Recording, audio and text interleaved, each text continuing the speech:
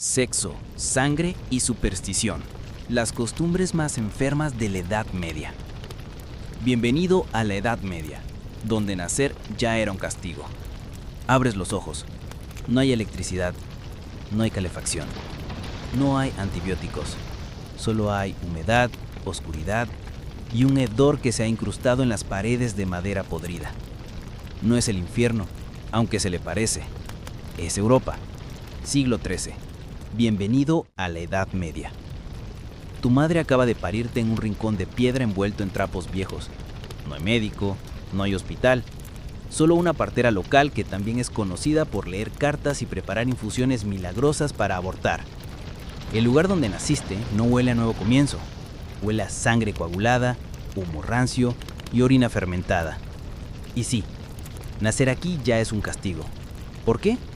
Porque el simple hecho de venir al mundo implica años de infecciones sin cura, supersticiones absurdas y un cuerpo condenado a la mugre crónica. No se trata de vivir, sino de sobrevivir sin perder un brazo por una picadura infectada o sin terminar quemado por herejía. Tu cordón umbilical no fue cortado con instrumentos esterilizados. Fue arrancado con una daga que también sirve para cortar pan, destripar gallinas y defenderse de vecinos borrachos. Y el ritual no termina ahí. Una mujer mayor, probablemente tu abuela, toma un poco de tierra, agua bendita, un trozo de pan duro y los frota contra tu frente. Dice que así espantará al diablo. Nadie se pregunta si el diablo no es precisamente ella. ¿Bautismo o exorcismo? ¿Cuál es la diferencia? A los 3 días, si no has muerto aún, llega tu primer gran evento social, el bautismo, o lo que ellos creen que es un bautismo. En realidad, es más parecido a un exorcismo comunitario. Te sumergen en una tinaja de agua helada mientras un cura murmura en latín con aliento a vino barato. Si lloras, es buena señal. Significa que estás expulsando al demonio. Si no lloras, empiezan a preocuparse. No hay regalos, no hay torta, solo un bebé temblando, un cura sudando y un pueblo entero convencido de que acabas de ser salvado de arder en el infierno. Durante unos días, eres considerado puro. Luego vuelves a ser solo otro niño sucio y apestado destinado a obedecer, callar y temer. Educación sexual, golpes, culpa y pecado.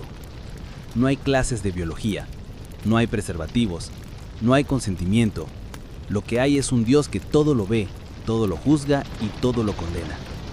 Descubras que tienes genitales cuando te dan una bofetada por tocarlos. Aprendes que el sexo existe cuando ves a una cabra montando a otra en plena calle.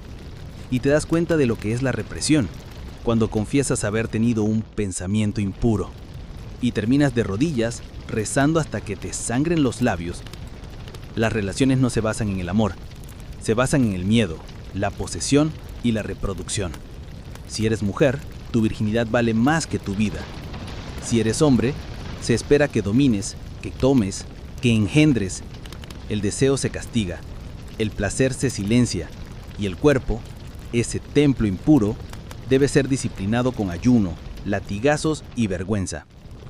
La masturbación es un crimen. La homosexualidad es brujería. La menstruación es impura. Todo lo natural se vuelve sucio.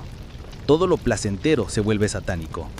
El sexo solo es aceptable si ocurre dentro del matrimonio y con fines reproductivos. Y aún así, muchos confiesan después como si hubieran cometido un asesinato. Supersticiones cotidianas. El diablo está en todas partes. No se puede silbar de noche. Atrae a los espíritus. No puedes dejar el pan boca abajo. Trae desgracia. Si un gato negro cruza tu camino, lo cuelgas. Si alguien estornuda sin persignarse, lo exorcizas. Vivir en la Edad Media es como jugar un juego constante de no toques el piso que es lava. Pero en este caso, todo lo que haces puede provocar la llegada del demonio. El ajo no es para la cocina, es para protegerse de brujas. Las cerraduras se clavan en las puertas no por decoración, sino porque se cree que el hierro repele al mal.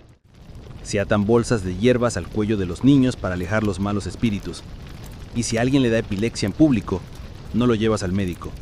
Lo amarras a una estaca y lo rocías con agua bendita, porque claramente está poseído.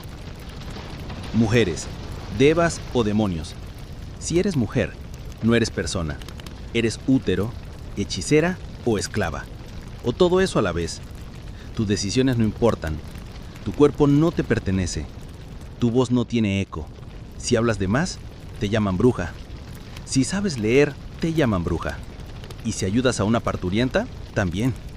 Y si eres bonita, te observan con deseo y después con odio. Las mujeres que mostraban conocimiento eran temidas, las que tenían carisma eran sospechosas, y las que se atrevían a opinar, bueno, esas no duraban mucho. Las encerraban, las humillaban o las llevaban a juicio. Y no un juicio con abogados y testigos, uno con hoguera, sogas y gritos. Higiene, un concepto inexistente. Baños, olvídalo. Jabón, solo para los ritos. Agua limpia, tal vez una vez al mes si no llueve sangre. En muchos pueblos, la gente creía que bañarse debilitaba el cuerpo y abría los poros al demonio. Así que se frotaban con trapos secos, perfumaban con hierbas y usaban capas y capas de ropa para tapar el olor a muerte. La peste no vino sola, vino con ratas, pulgas, piojos y humanos que no conocían el concepto de limpieza. Las calles eran ríos de excremento, los dientes se caían a los 30, las enfermedades venéreas eran vistas como castigos divinos y nadie, absolutamente nadie, se lavaba las manos antes de comer. El sexo como herramienta de control y castigo. ¿Pensabas que el sexo era solo una cuestión íntima? No en la Edad Media. Aquí el sexo es control, es estructura social, es miedo institucionalizado, es una herramienta, afilada como una espada. Y tú eres el cuerpo donde esa espada se entierra. Si eres mujer, tu cuerpo no te pertenece. Pertenece a tu padre hasta que un marido lo reclame como su propiedad legal. Un matrimonio no se forma por amor, sino por alianzas, tierras o deudas. Si tienes 12 años, ya eres casadera. Si eres virgen, ¿vales? Si no lo eres, mejor que tengas una buena excusa o una confesión lista. Pero incluso si haces todo bien, sigues siendo culpable. Culpable de provocar miradas. Culpable de tentar. Culpable de existir. ¿Una mujer fue violada? Que lo demuestre. No gritó lo suficiente, entonces lo quiso. No sangró, entonces miente. En muchas regiones se creía que una mujer no podía quedar embarazada sin placer. Así que si quedó, es porque en el fondo lo disfrutó. Así funciona la justicia medieval. Y si eres hombre, no creas que estás libre. El deseo masculino también es pecado, pero en silencio. Te enseñan a tomar, pero a esconder. A poseer, pero a confesar. A dominar, pero a tener miedo. Un doble juego de poder y culpa donde el instinto natural es una puerta al infierno. Literalmente. El matrimonio, una cárcel bendecida. Casarse en la Edad Media no es un evento feliz. Es una obligación, una transacción, una farsa. Se intercambian dotes, animales y promesas como si fueran sacos de grano. No hay romanticismo, no hay elección, solo hay necesidad. Y no, el consentimiento no es parte del contrato. La mujer no puede negarse. El hombre puede exigir. Y el cura solo necesita asegurarse de que la unión sea ante los ojos de Dios. Lo demás no importa. ¿Sabías que en muchas regiones los matrimonios se consumaban frente a testigos? Sí, porque nada dice felices para siempre, como tener al sacerdote o al suegro escuchando detrás de una cortina para confirmar que hubo penetración. El silencio se interpretaba como vergüenza, el gemido como prueba. La mujer debía sangrar. Esa era la evidencia de virginidad. Y si no sangraba, se cuestionaba su honra, se humillaba públicamente, se anulaba el matrimonio, se consideraba maldita. Sí, maldita. Porque si no sangraste, es porque algo anda mal contigo. O peor, eres bruja. Brujas, placer y pánico moral. Hablemos de brujas, porque todo lo que no se entiende se quema. En una sociedad gobernada por el miedo, la mujer que se aparta de las normas es automáticamente sospechosa. Y el deseo femenino, ese sí que era peligroso. Se creía que las brujas se acostaban con el diablo, que usaban ungüentos para volar, que recolectaban semen en frascos para alimentar demonios, literal. Los inquisidores documentaban estas cosas con la seriedad de un notario. Cada orgasmo fuera del matrimonio era una puerta abierta a Satanás. Cada caricia secreta un pacto con las tinieblas. ¿Tienes conocimiento sobre hierbas? Bruja. ¿Ayudaste a una mujer a abortar? Bruja. ¿Tuviste un sueño húmedo? El diablo te visitó. ¿Disfrutas del sexo? Confirmado. Bruja. El miedo al placer era tan grande que se inventaron aparatos de tortura solo para arrancar confesiones. Las mujeres eran desnudadas, inspeccionadas, marcadas, golpeadas. Culpables hasta demostrar lo contrario. Y aun si demostraban lo contrario, seguían siendo culpables. La iglesia, sexo prohibido pero obsesión constante. La paradoja más grande de la Edad Media. Una iglesia que condena el sexo mientras lo documenta con precisión enfermiza. Cada pecado sexual tiene una penitencia específica. Masturbación, tantos días de ayuno. Sexo oral, más ayuno. Relaciones con animales, ni lo preguntes. Los monjes escriben tratados sobre cómo y cuándo se puede tener sexo. Siempre vestido, siempre sin placer, siempre en silencio. Los días santos, prohibido. Durante la menstruación, prohibido. Durante la lactancia, prohibido. Básicamente, si alguna vez te preguntas, ¿puedo tener sexo hoy? La respuesta es no. Pero eso no impide que muchos clérigos tengan amantes, hijos ilegítimos y hasta burdeles propios. El doble estándar era parte del sistema. El pueblo debía obedecer. Los líderes predicar, aunque hicieran lo contrario en secreto. Y cuando el deseo desborda, cuando la represión fracasa, llega el castigo físico. Cuerpos atados, látigos mojados, sangre como redención. Las flagelaciones públicas eran comunes. Hombres que se azotaban hasta desmayarse, creyendo que así limpiaban sus pecados. Mujeres forzadas a desfilar desnudas por el pueblo como escarmiento. Niños atemorizados, aprendiendo que amar al prójimo era peligroso. Todo se convertía en penitencia. El sexo era el crimen original, la mancha eterna, la cicatriz heredada. Nadie salía ileso. Ni los puros, ni los castos, ni los santos. Porque en el fondo, la Edad Media no quería que nadie se sintiera humano. Solo culpable. Siempre culpable. Comer, defecar y morir. Los placeres corpóreos en la edad de la ignorancia. Te despiertas con hambre. No hambre moderna. No ese antojo de pizza o sushi. Hambre real, dolorosa, viscosa. La que te dobla el estómago y te hace pensar si podrías masticar cuero hervido sin vomitar. Porque sí, eso era una comida válida. Tu desayuno es pan negro, no porque sea integral, sino porque está cubierto de moho. El queso tiene larvas. ¿Y la carne? ¿Qué carne? En los días buenos hay caldo. En los días malos hay raíces hervidas en orina de vaca, como remedio para el mal de ojo, según la curandera local. Y no hay cubiertos, no hay higiene. Se come con las manos que no has lavado desde hace semanas, meses. El mantel es la manga, las servilletas el perro, y la mesa, si tienes suerte, está limpia de sangre. Porque en más de una casa, los animales se sacrifican junto al fuego, sobre la misma tabla donde cortan el pan y amasan el barro para tapar grietas en la pared. El lugar más sagrado del cuerpo es el ano. No es broma. En la Edad Media, lo que sale por detrás determina tu estado espiritual. Estreñido, pecador. Diarrea, poseído. Flatulencias, podrían ser mensajes de los demonios que habitan en tu intestino. Y como no hay baños, solo quedan las letrinas. Una zanja, una tabla de madera con un agujero, y rezar para que no se rompa mientras estás sentado. Muchas veces compartidas entre decenas. Lo privado no existe. Defecas con vecinos cerca, con niños jugando al lado, con gallinas picoteando tus ampillos. Los ríos están llenos de excrementos. Las enfermedades intestinales arrasan pueblos enteros.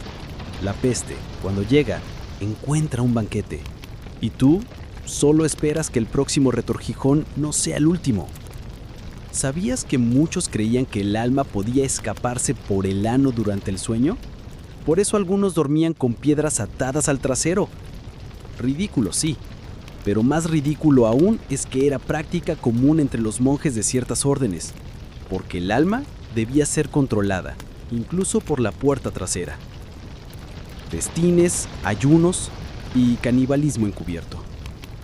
No todo era hambre, a veces había festines, pero no para ti, para los nobles, los curas gordos, los mercaderes. Ellos comían faisanes, cisnes, incluso puerros bañados en oro. Tú comías lo que caía al suelo, o lo que quedaba en los huesos. En tiempos de guerra o peste, cuando no había ni gatos ni perros para cazar, aparecía rumor que todos temían. Están sirviendo carne humana. No lo decían abiertamente, no se anunciaba en la plaza, pero se sabía, porque el vecino que ayer lloraba a su hija muerta, hoy no tiene hambre. Porque los huesos en el fogón no son de cerdo, porque la desesperación tiene gusto a sopa espesa. Y sin embargo, lo justificaban. El Señor proveyó. Es un castigo, pero también una lección. La fe era tan poderosa que hacía digerible lo innombrable. Comer carne humana no era canibalismo, si se hacía con devoción, si se rezaba antes, si se lloraba después. Morir joven era la norma, y oler a muerte el estado natural. La expectativa de vida promedio era de 35 años, y eso contando a los que llegaban a viejos, porque lo común era morir niño, morir al nacer, morir a los 5, a los 8, morir de fiebre, de un corte infectado, de susto. Y morir no era una experiencia privada, el cuerpo se velaba en casa entre velas y moscas. La descomposición empezaba antes de que llegara el sacerdote. Se creía que el alma necesitaba 3 días para desprenderse del cuerpo, así que lo dejaban ahí, hinchándose, filtrando fluidos, atrayendo los gatos que, si no se les vigilaba, podían arrancarle un ojo al difunto. Los cementerios estaban llenos, las tumbas se rehusaban, a veces encontrabas huesos al escarbar, a veces los usaban como amuletos. Un diente de muerto bajo la almohada curaba el asma. Un fragmento de cráneo molido era medicina para la melancolía. Lo creas o no, se vendía en los mercados, junto con orina de virgen y sangre de ahorcado. La muerte no era el final, era el comienzo del espectáculo, porque la muerte en la Edad Media no era el cierre, era un evento, un espectáculo, un negocio y una amenaza constante. Los entierros eran públicos, las ejecuciones aún más. Decapitar, colgar, desmembrar, todo con audiencia. Familias enteras llevaban a sus hijos a ver cómo ardía una bruja. Se vendían dulces, vino, recuerdos. Algunos hasta dibujaban la escena en tela o madera. Para no olvidar el castigo, decían. Para sentir que el mal había sido vencido. Para aplaudir mientras alguien moría gritando. Y si el muerto era noble, había procesión. Si era hereje, había humillación. Se desnudaba el cuerpo, se lo arrastraba por el lodo, se lo colgaba de un puente para que las aves lo devoraran, porque ni muerto se te perdonaba. No eres un alma, eres un cuerpo culpable. Culpable por nacer, culpable por comer, culpable por cagar, culpable por desear, culpable por morir. En la Edad Media, el cuerpo era un campo de batalla entre la divinidad y la suciedad, y tú eras el escenario de esa guerra eterna. Tortura, ciencia y castigo. La carne como campo de pruebas. Te despiertas una mañana y sientes un temblor en el estómago. No es hambre, es miedo. Porque han acusado a tu vecino de brujería, o de herejía, o de robar una gallina. Da igual. En la Edad Media la acusación ya es media sentencia, y el resto lo define el dolor. Entras en la plaza y ahí está, la rueda, el potro, la pera, el cepo. Herramientas de supuesta justicia, artefactos de supuesta revelación divina. Porque si no confiesas, eres culpable. Y si confiesas, también. La tortura, procedimiento oficial, bendecido y recomendado. La iglesia y la corona no tienen tiempo para ambigüedades. Necesitan respuestas y las quieren ahora. Así que te atan los tobillos, los separan con una cuerda y te cuelgan por las muñecas. ¿El crimen? No importa. El proceso es lo que importa. Lo llaman interrogatorio especial. Y tú solo eres el cuerpo que grita. El potro estira tus extremidades hasta que escuchas el crujir de tus propios ligamentos. La rueda te rompe huesos lentamente. La pera, vaginal o anal, sí, eso existe, se inserta y se expande desgarrando desde dentro. Si eres mujer, la sospecha ya es doble, porque tu carne es más blanda, más fácil de corromper, más diabólicamente sensible. Y mientras suplicas, ellos rezan, porque esto no es venganza, es purificación, es justicia divina. Es amor duro, como decían los clérigos, y si mueres, entonces serás culpable. Juicios. Teatro de lo absurdo con final siempre trágico. Una rata muerde tu pan. La leche se corta. Un niño enferma. ¿Quién tiene la culpa? Tú, o tu esposa, o la anciana que vive sola al final del camino. Porque en una sociedad sin ciencia, toda desgracia necesita un culpable humano. Y los juicios medievales no buscan la verdad, buscan espectáculo. Los procedimientos son delirantes. Se pesa a la acusada contra la Biblia. Si es más ligera que el libro sagrado, es bruja. Si flota al ser lanzada al río, también. Si se hunde, era inocente, pero muerta. Las pruebas incluyen oler el aliento de los acusados, examinar sus excrementos, mirar los lunares buscando marcas del diablo. Cualquier mancha puede ser usada como evidencia. Una mancha de nacimiento, una verruga, una cicatriz. Y si no hay nada, la buscarán con agujas. Y si sangras, eres culpable. Y si no sangras, más todavía. Los testimonios se compran. Las confesiones se arrancan. Las condenas se aplauden. Porque la justicia no es justicia. Es teatro. Es circo. Es religión mezclada con sadismo. La medicina, cortes, sangrías y cráneos abiertos. Imagina que enfermas. Fiebre, tos, mareos. Vas al médico si puedes pagarlo. O al barbero si no. Porque sí, el barbero también es cirujano. Te afeita y te abre el abdomen con la misma navaja. Sin anestesia, sin guantes, sin conocimiento. La medicina medieval es una combinación letal de superstición, astrología y cuchillos oxidados. El cuerpo humano es un misterio que solo se puede entender abriéndolo. Y como la autopsia es pecado, se hace a escondidas. A veces con cadáveres robados, a veces con prisioneros vivos. El tratamiento más común es la sangría. Te cortan una vena para liberar humores malos.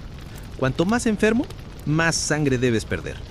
A veces se colocan sangrías en los ojos, en los genitales, en las encías. La idea es purgar, siempre purgar, porque la enfermedad es vista como castigo divino. Y si no mejoras, te recomiendan beber orina, comer excremento seco mezclado con sal, o usar compresas de pan con moho. ¿Suena enfermo? Eso. ¿Pero era medicina oficial? Dolor dental, cirugía y otras pesadillas cotidianas. ¿Tienes dolor de muelas? Mala suerte. El dentista no existe. El barbero te las arranca con tenazas.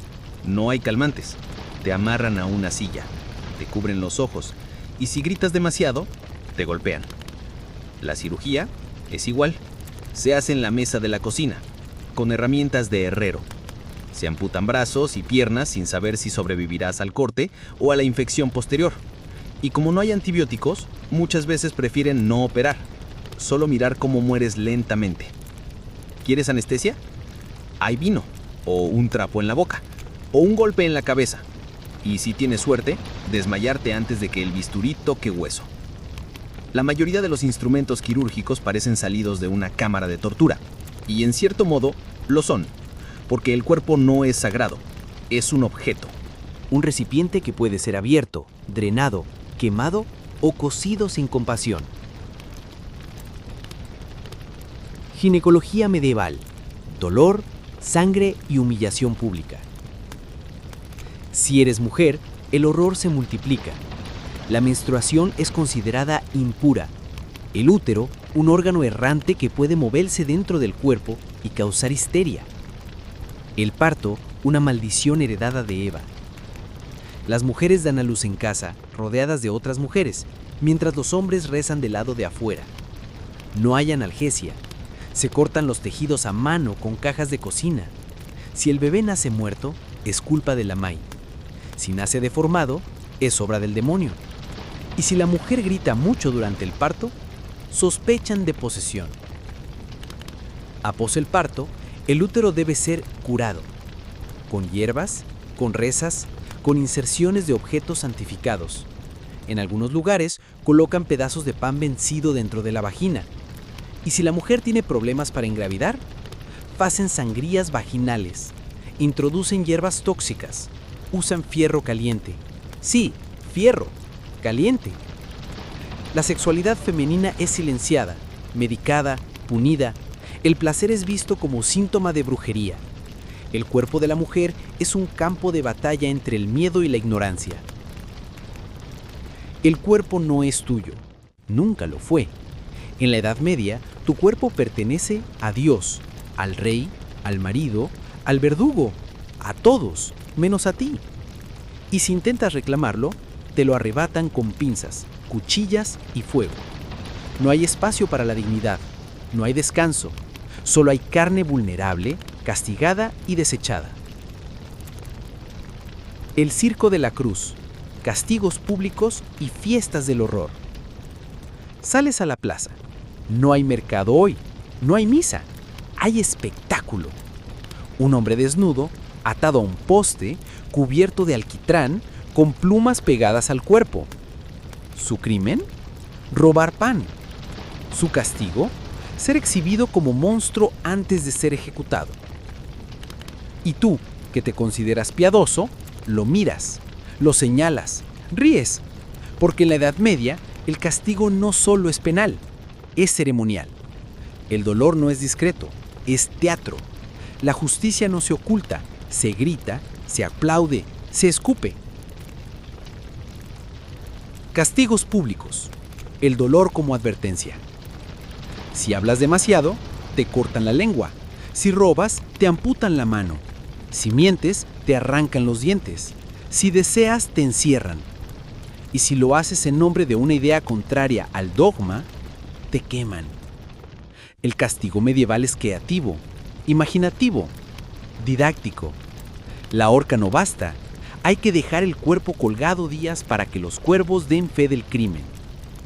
El cepo en la plaza sirve para exponer a los acusados al escarnio, a los tomates podridos, a las piedras. Si sobreviven, es por voluntad de Dios.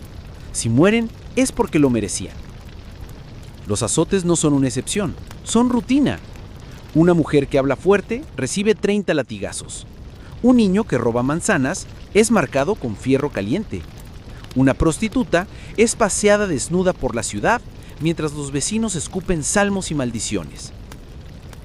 Todo se hace ante los ojos de todos, para que nadie olvide lo que le puede pasar, para que el miedo se herede, se respire, se coma con el pan diario. Las fiestas del pueblo. Risas que sangran. No todo es penitencia. También hay fiesta. Pero las fiestas medievales no son alegres. Son desquiciadas. Mezclan vino, histeria colectiva y violencia ritual. El carnaval, por ejemplo, es el único momento en que puedes blasfemar hasta cierto punto. Te disfrazas de monje, bailas como el diablo, simulas actos sexuales en público, comes hasta vomitar. Bebe vino agrio mezclado con sangre de cerdo. Gritas obscenidades que te matarían en Cuaresma. Y al final del día, quemas un muñeco que representa todo eso. Así purificas tus pecados. O eso dicen. Durante la fiesta del asno, colocan un asno en la iglesia. Lo visten de obispo. Lo hacen rebuznar como si predicara. El sacerdote se ríe. El pueblo aplaude. La misa se convierte en circo. Pero cuidado, si cruzas la línea, si tu burla se interpreta como rebeldía, si tu risa es demasiado auténtica, la Inquisición toma nota. Porque en el fondo, la Edad Media odia la risa verdadera, la considera peligrosa, una brecha por donde entra el caos. Los bufones, únicos autorizados para decir la verdad disfrazada, son vigilados de cerca. El humor es arma, y el sistema lo sabe. Hay cuentos sobre hombres que murieron por hacer chistes, sobre juglares decapitados por rimar mal el nombre del rey, sobre poetas cegados por versos que hablaban de deseo. Reír es un lujo y un riesgo. Se permite solo cuando el poder lo controla, cuando la burla refuerza la autoridad, nunca cuando la cuestiona. El arte del dolor, espectáculo y devoción. Las ejecuciones son eventos sociales. Se venden manzanas acarameladas y pasteles de carne cerca del cadastro. Los niños se sientan en hombros para ver mejor. Se aplaude la sangre. Se ovaciona la decapitación limpia. Se abuchea cuando el verdugo falla y necesita 2, 3 o 4 golpes. Hay verdugos famosos, celebridades locales, hombres admirados por su precisión con la espada o por su carisma para hacer sufrir sin romper al reo demasiado pronto. Algunos incluso aceptan sobornos para que el condenado muera rápido, o si no pagas, para que sufras más. Y si el ejecutado es una mujer, el público exige un extra, una humillación, un desgarro emocional. A veces se le arranca la ropa. A veces se le obliga a confesar pecados sexuales inexistentes, porque la vergüenza debe ser parte del castigo. El cuerpo del criminal no desaparece, se convierte en advertencia. Después de la ejecución, el cuerpo no se entierra enseguida, a veces nunca. Se cuelga en jaulas de hierro, se clava en cruces de madera, se deja pudrir a la vista de todos para que los huesos hablen más fuerte que cualquier sermón. Los restos humanos se usan como señalización en las puertas de la ciudad, en los puentes, en los mercados, para que los viajeros sepan que ahí se castiga el mal, para que el hedor de la justicia se mezcle con el pan y la pólvora. Algunos pueblos pagan por tener cuerpos colgados, porque eso mantiene alejados a los bandidos, como si el cadáver hablara, como si el miedo tuviera aroma y dientes. Cuando la iglesia organiza la masacre, no te confundas, la cruz y la espada trabajan juntas. La iglesia no es un refugio, es un juez, un verdugo con sotana. En nombre de Dios se queman libros, se condenan ideas, se expulsa a pueblos enteros, se purifican ciudades con fuego y sangre. Las catedrales albergan instrumentos de tortura, las confesiones se registran con tinta y lágrimas. Las monjas vigilan, los monjes delatan. La fe es un cuchillo que sonríe. Durante la Inquisición, las sesiones de tortura comienzan con oración. Se pide a Dios que ilumine al torturado, que revele su pecado, que lo libere a través del sufrimiento. Y si el reo muere, es voluntad divina. La redención también duele. ¿Quieres ser perdonado? Camina descalzo sobre brasas, flagélate con látigos de alambre, ayuna hasta desmayarte, arráncate el cabello, bebe vinagre, vende tus pertenencias y vístete de saco, pide limosna, duerme sobre piedras, ruega que te azoten en público. Algunos llegan a cortarse los genitales para vencer la tentación, otros caminan kilómetros con espinas clavadas en los pies. Los más fanáticos se entierran vivos por días, rezando sin comida ni agua. El cuerpo no se celebra, se odia, se golpea, se castiga por existir, porque todo placer es pecado y todo deseo una puerta al infierno. En la Edad Media, el dolor une, la sangre educa y la multitud siempre tiene sed. Tú no eres tú, eres parte del coro que grita, del rebaño que aplaude, del enjambre que exige sangre para sentirse puro. En la Edad Media, nadie es inocente, solo hay culpables en pausa.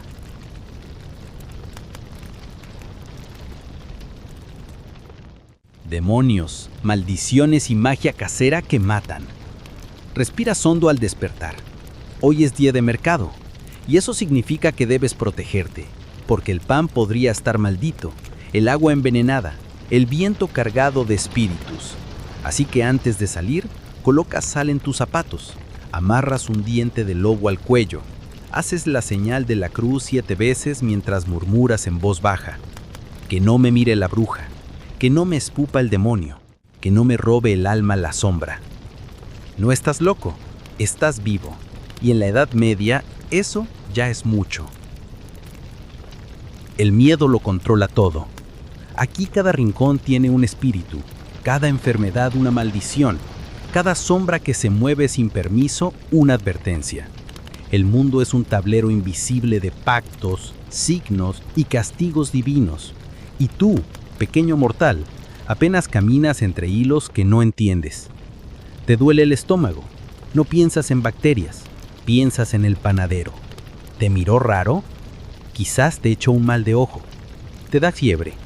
¿Habrá sido la vecina, la que rezonga sola, la que nunca va a misa? El miedo no necesita pruebas, solo necesita una excusa. Brujería, crimen sin evidencia, pena sin retorno. Tú sabes que las brujas existen, porque todos lo dicen, porque el cura lo grita desde el púlpito, porque alguien vio a una transformarse en gato, porque alguien encontró un sapo con una cruz tatuada, porque alguien soñó con fuego. Basta con una mirada rara, una discusión, un aborto espontáneo, una vaca enferma. Cualquier cosa puede usarse como prueba de brujería. Si eres mujer, soltera, vieja o simplemente inteligente, la sospecha es inmediata. Las acusan de volar, de hablar con el diablo, de causar tormentas, de secar campos, de hacer que los hombres tengan erecciones incontrolables o ninguna. La sexualidad es un campo de batalla. La mujer un portal que debe ser vigilado, porque su útero puede fabricar monstruos. Y tú, aunque no creas en nada de eso, no te atreves a decirlo, porque cuestionar es sospechoso, porque dudar es herejía, porque incluso pensar demasiado ya es magia negra. Amuletos, rezos y secretos de cocina con poderes sobrenaturales. Tu madre te enseñó a colgar cabezas de ajo en la puerta. Tu abuela enterraba nuñas bajo la casa. El herrero lleva una piedra negra en el bolsillo y todos los días alguien compra en el mercado una muñeca de trapo con alfileres clavados. La superstición no es marginal, es ley, es rutina. Hay pócimas para enamorar, para curar, para matar. Hay fórmulas susurradas que prometen proteger contra la peste. Algunas incluyen pelo humano, o sangre menstrual, o leche agria mezclada con ceniza. Las mujeres preparan brebajes con hierbas que solo ellas conocen, pero si la mezcla falla, si el enfermo muere, si alguien escucha el rumor equivocado, el caldero se convierte en evidencia. Y tú, en bruja. El diablo está en todas partes. El demonio no vive en el infierno, vive en el establo, en tu almohada, en tu ombligo. Puede entrar por la boca mientras duermes, puede esconderse detrás de los ojos de un niño, puede poseer una gallina y hacer que deje de poner huevos. Los curas hacen exorcismos con frecuencia. Algunos son ridículos. Gritan latín mientras golpean al poseído con ramas mojadas. Otros son brutales.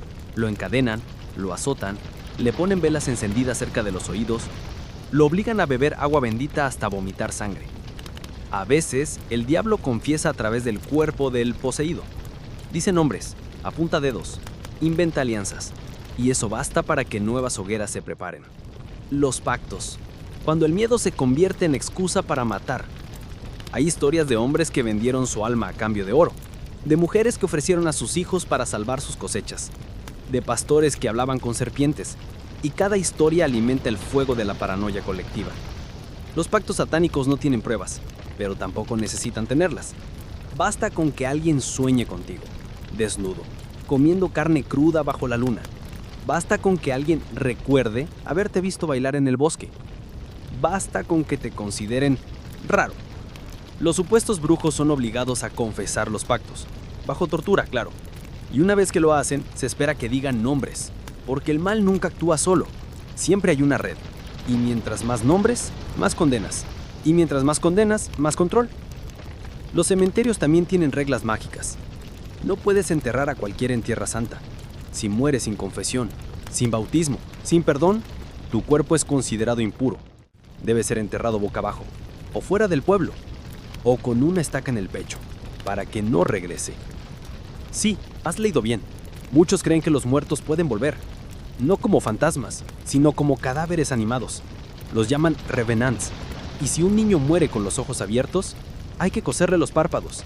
Si un hombre muere con los dientes apretados, hay que romperle la mandíbula. Todo es símbolo, todo es rito, todo es miedo. Los animales también son juzgados. Un cerdo mata a un niño. ¿Qué hace el pueblo? Lo arresta, lo encarcela, lo juzga. con abogado y todo, porque si el animal mató, debe tener el demonio dentro. Hay registros de cabras, burros y perros siendo colgados públicamente, porque alguien decidió que el pecado puede tener pezuñas, porque es más fácil colgar un burro que asumir la negligencia humana. Esos juicios no son chistes, son reales, con documentos, actas notariales, testigos. El absurdo alcanza niveles teatrales, y tú, que lo presencias todo, no te atreves a reír. Purificación, castidad y otras formas de control disfrazadas de fe. Las mujeres deben lavarse con agua bendita después del periodo. Los hombres deben confesarse si tienen sueños eróticos. Los niños deben rezar 33 veces al día para no ser poseídos. Y cualquier pensamiento impuro debe ser purgado con ayuno o autoflagelación. Los sacerdotes recomiendan evitar mirar demasiado tiempo a una mujer, a una flor o a una nube con forma sospechosa, porque el diablo entra por los ojos. Y si te masturbas, ni hablar. El infierno te reserva un lugar especial, lleno de gusanos y fuego y demonios con dientes de hierro. Conclusión de este bloque. La Edad Media cree en todo, menos en ti. No importa lo que sepas, lo que hayas leído, lo que sientas, porque aquí la razón no vale nada. Solo vale el miedo, la histeria, la tradición. En la Edad Media, la superstición es ignorancia, es sistema, es estructura, es religión mezclada con locura. Y tú, atrapado entre conjuros y amenazas, solo puedes hacer una cosa: callar, cruzar los dedos y rezar. La Edad Oscura, un espejo que aún nos mira. Has caminado por plazas manchadas de sangre. Has visto a mujeres arder por tener opinión, a niños morir por supersticiones.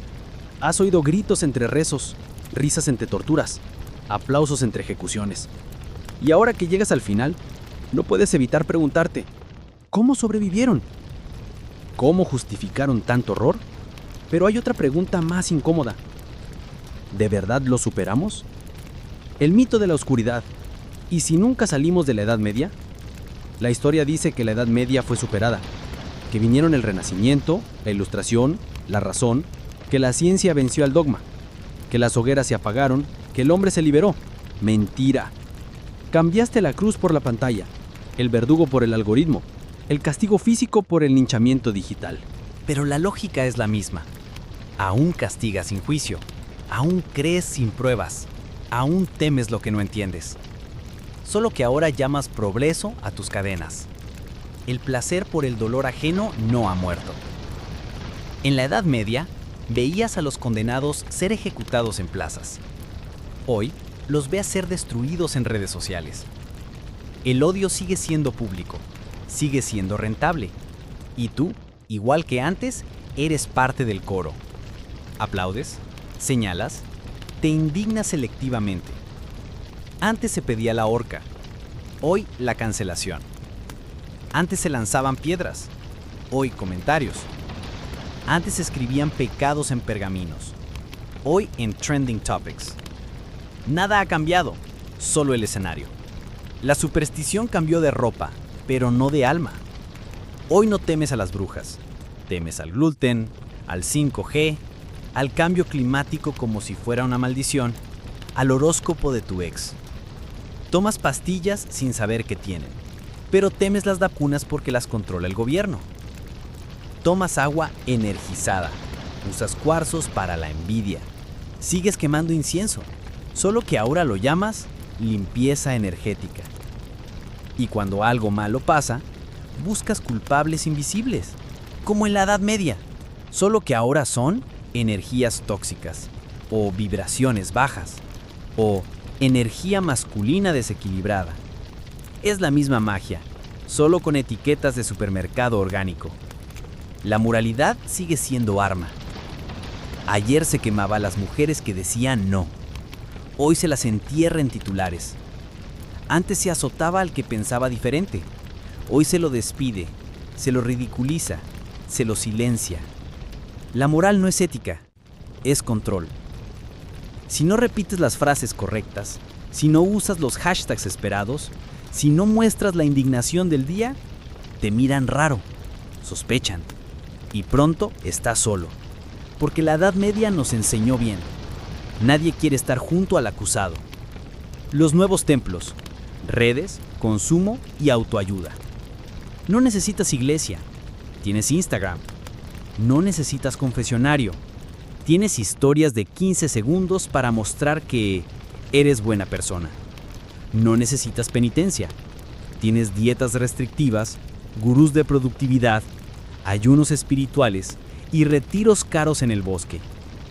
Y si fallas en cualquiera de estos rituales modernos, la culpa te persigue igual que en el siglo XIII, porque el sistema está diseñado para que nunca sea suficiente ni puro, ni sano, ni limpio, ni feliz. La Edad Media no murió, solo se volvió cool. Y la historia se repite con mejores gráficos. Ves guerras en tiempo real, niños muriendo en directo, pueblos perseguidos, opiniones censuradas, libros prohibidos. Las llamas ya no arden en plazas, pero sí en tu pantalla. Y tú que creías estar a salvo, te das cuenta. Las hogueras no necesitan fuego, solo necesitan ojos. Y tú tienes dos. Lo medieval no es el pasado, es el reflejo que evitas. Cuando ves una pintura de la Edad Media, ríes. Te parece grotesca, primaria, absurda. Pero si la miras bien, hay algo en esa escena que se parece demasiado a ti. Miras la mujer atada a un poste. Miras la multitud que la señala. Y no sabes si serías ella o uno de los que tira la primera piedra. Porque la Edad Media no fue un periodo, fue una forma de pensar. Y esa forma de pensar todavía vive en ti.